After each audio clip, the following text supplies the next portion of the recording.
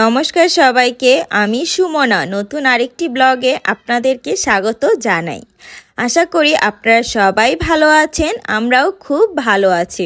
এটা হলো 5ই ফেব্রুয়ারির ব্লগ। সেদিন আমার দিদনের দিবসই ছিল।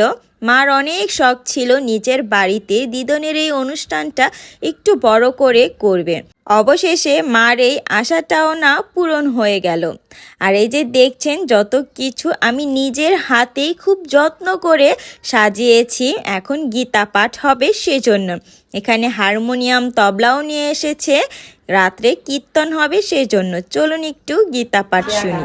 সেই ঘাটে কোনো জাতের বিচার নাই, তুমি কোটি কোটি টাকার মালিক, আমি ভিক্ষা করে খাই, কিন্তু এই যে রাজপ্রাসাদ এটি কিচ্ছুই যাইব না। ওই যে একটা যে বস্ত্র, সেই বস্ত্র এই বাড়ি বাড়িওয়ালারে হনে থইব, হনে শেষ আমি ওইখানে। চলুন এখন রান্নার দিকে যাওয়া যায়। কি কি রান্না করলো মা এই অনুষ্ঠানে, কি কি রান্নার জোগাড় নিয়েছে সেগুলো আপনাদের সাথে শেয়ার করি।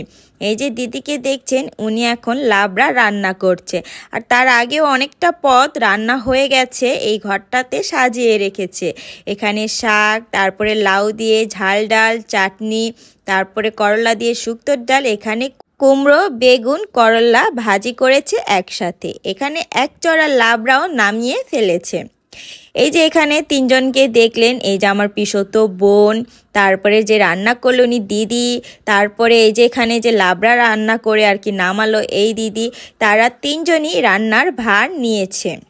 তারা তিনজনের জন্যই এই অনুষ্ঠানটা এত সুন্দর করে করতে পেরেছি। এখানে আমি একটু রেডি হয়ে গীতা পাঠ শুনতে আসলাম, যে এখন একটু সময় পেয়েছি, কাজ অনেকটা কম, তাই ভাবলাম একটু গীতা পাঠ শুনি, কারণ পরে আবার সময় পাবো না। যাদের বাড়িতে এরকম অনুষ্ঠান হয় তারা না গীতা পাঠটা শান্তিতে শুনতে পারে না।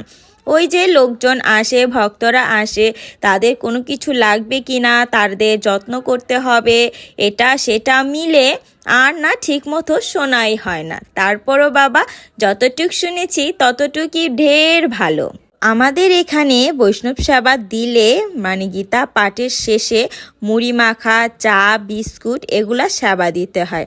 সেই জন্য এখানে আমার বৌদি মুড়ি মেখেছে নিরামিষভাবে।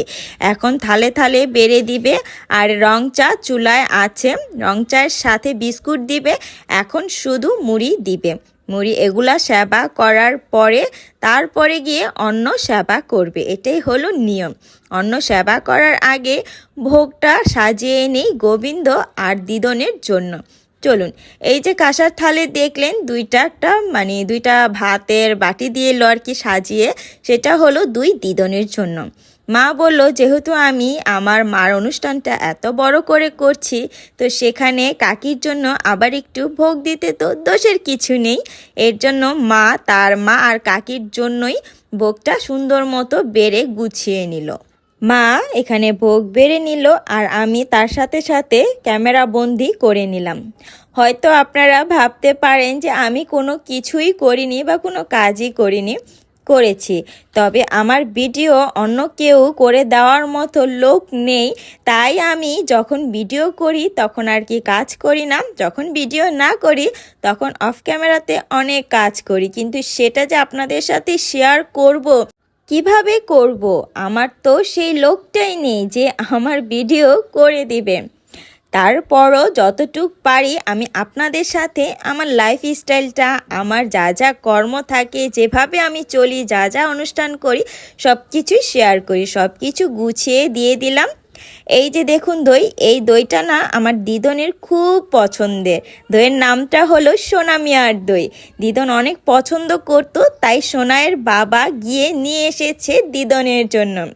এখানে গোবিন্দর ভোগটা ওপরে সাজিয়ে নিলাম, আর এই যে আমার রাধা কৃষ্ণ, হরে কৃষ্ণ। এখন মা রাধা গোবিন্দর ভোগটা আগে নিবেদন করবে, তারপরে গিয়ে দিদনের ভোগটা নিবেদন করবে। এটা যদি তাড়াতাড়ি নিবেদন না করি, যে ভক্তদেরকে নিমন্ত্রণ করেছি বৈষ্ণব সেবার জন্য, তাদেরকে সেবা কিভাবে দিব? এর জন্য মা তাড়াতাড়ি ভোগটা লাগিয়ে নিবেদন করে নিল। মা যখন ভোগ নিবেদন করলো একদম কান্নায় ভেঙে গেল, সেটা দেখে আমারও না অনেক খারাপ লাগছিল। আমিও আমার কান্নাটা ধরে রাখতে পারিনি।